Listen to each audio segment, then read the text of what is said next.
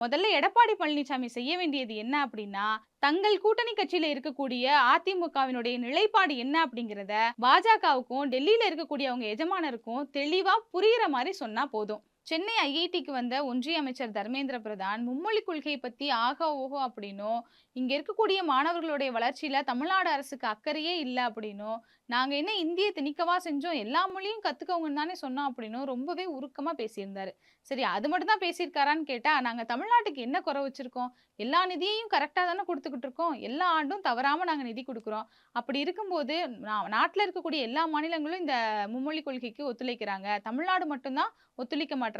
இத ஒரு அரசியலாக்கி மாணவர்களுடைய வாழ்க்கையே வீணாக்குறாங்க அப்டின்லாம் ரொம்ப உணர்ச்சி வசப்பட்டு பேசியிருந்தாரு. இத பத்தி நான் பார்லிமென்ட்ல பேசப் போறேன் அப்டின்னும் பேசியிருந்தாரு.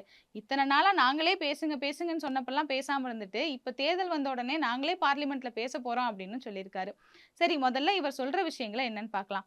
முதல்ல அவர் என்ன சொல்றாரு, "நாங்க எல்லா நிதியுமே தமிழ்நாட்டுக்கு குடுத்துக்கிட்டு தானே இருக்கோம். நாங்க என்ன குறை வச்சோம்?" அப்டின்னு கேட்கிறாரு. மக்களாகிய உங்களுக்கே நல்லா தெரியும்.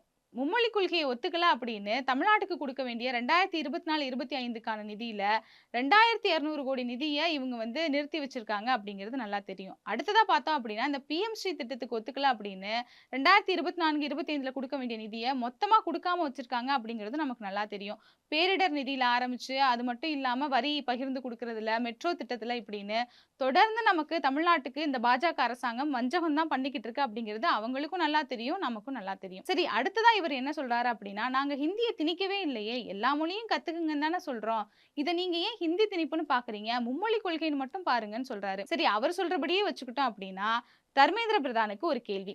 வடமாநிலங்கள்ல இருக்கக்கூடிய எத்தனை பள்ளிகள்ல தமிழ், கன்னடம், தெலுங்கு போன்ற தென் மாநிலங்களினுடைய அந்த மொழிகள் எல்லாம் பயிற்றுவிக்கிறாங்க? சரி தென் மாநில மொழிகளே விடுங்க.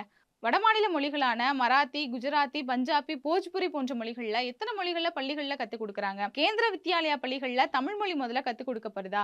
கடந்த 10 வருஷத்துல ஹிந்தி ஆசிரியர்கள் மட்டும் இல்லாம, மிச்சம் இருக்கக்கூடிய மொழிகளுக்கு எத்தன மொழிகளுக்கு நீங்க ஆசிரியர்கள நியமிச்சிருக்கீங்க? இப்படி கேள்வி கேட்கணும்னா, தொடர்ந்து நம்ம நெறைய கேள்வி கேட்டுட்டே போலாம். இது எல்லாத்துக்கும் உங்ககிட்ட முதல்ல பதில் இருக்கா? தர்மேந்திர பிரதான் இது மட்டும் இல்ல, இன்னொரு முக்கியமான விஷயத்தையும் சொல்லியிருக்காரு. தமிழ்நாட்டுல ஒழுங்கான கட்டமைப்புகள், அடிப்படை வசதிகள்லாம் பள்ளிகள்ல இல்லாதனால தான் இந்த மாதிரியான மும்மொழி கொள்கைகள ஏற்க மாட்டேங்கிறோம் அப்படின்னு சொல்லியிருக்காரு. இத யார் சொல்லலாம்? குஜராத் மாடல், குஜராத் மாடல்னு சொல்லி ஊர ஏமாத்தி, இன்னைக்கு வகுப்பறைகளே இல்லாத மாநிலங்களோட பட்டியல்ல அந்த குஜராத் மாடல் தான் முதல் இடத்துல இருக்கு. அப்படிப்பட்ட ஒரு மாடல வச்சுக்கிட்டு பாஜகவை சேர்ந்த ஒரு ஒன்றிய அமைச்சர் தமிழ்நாட்ட பத்தி பேசலாமா முதல்ல?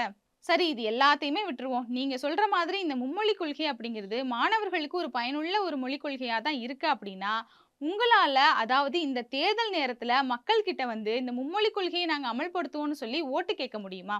சரி இந்த பாஜகவ விட்டுருங்க. இப்ப நம்ம அதிமுகவுக்கு வரலாம். அதிமுகவும், எடப்பாடி பழனிசாமியும் இந்த பாஜக கூட்டணியில தானே இருக்காங்க. அதிமுக அவர்களினுடைய இந்த மும்மொழி கொள்கை பற்றிய நிலைப்பாடு என்ன அப்படின்னா, இத எதிர்ப்பு தெரிவிக்கிற நிலைப்பாட்டுல தான் அவங்க முன்னாடி இருந்தாங்க. இப்பவும் அப்படி இருக்கிறதா தான் காமிச்சுக்கிறாங்க. அப்படிப்பட்ட எடப்பாடி பழனிசாமி என்டிஏ கூட்டணியில இவர் இருக்கிறதுனால, மக்கள்ட்ட போய் மும்மொழி கொள்கைய பத்தி ஆதரவா ஓட்டு கேட்பாரா? இல்ல மக்கள் கிட்ட போய் மும்மொழி கொள்கைக்கு எதிரா ஓட்டு கேட்பாரா?